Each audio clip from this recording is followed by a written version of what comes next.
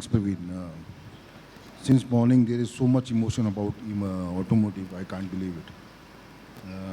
But we are all very emotive about automotive. Thanks, Praveen. So, since we are all vulnerable to lot of disruptions, there are two T's which has been taught in our platform, that is Clearship Group, that we should be transparent and have trust with others.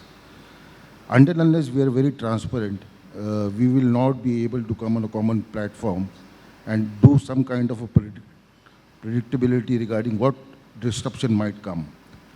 Domestic disruptions are still visible and can be planned, and when we see the visibility on how the infrastructure is growing, is something which we can plan for. A disruption which is not to be seen and then you plan for it is something which is a challenge right now, because every day all the panelists have touched that this is a big challenge when it comes to the visibility of the disruptions which are going to follow. But let me now touch base on 3-4 points which the other panelists also have touched. There are a lot of changes when it comes to Indian automotive industry in terms of the logistics service providers. We as a logistics service providers have already made a lot of changes in the way we were approaching the customers, the customer needs, and how we will support them down the years. So we at Clearship Group were also now been involved for many years with their program heads.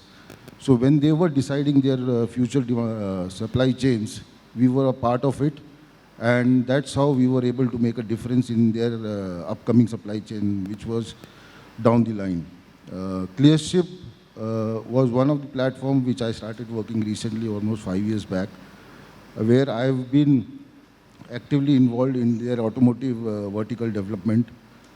Clearship gave me an insight on what they thought 10-15 years back when the entire industry was focusing on Europe, US, the main markets.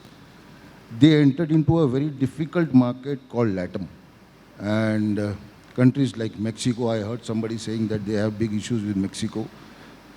Then there are countries like Chile, there are countries like Argentina, Ecuador. These are the countries where Clearship senior management has invested in a very big way. As those times, when I was in the competition with them, I used to think, well, what sense does it make? Today, when I'm working with them, I can foresee what they saw that time. This is the market which will be an alternative to a lot of disruptions which you see nowadays. So this is what they have done.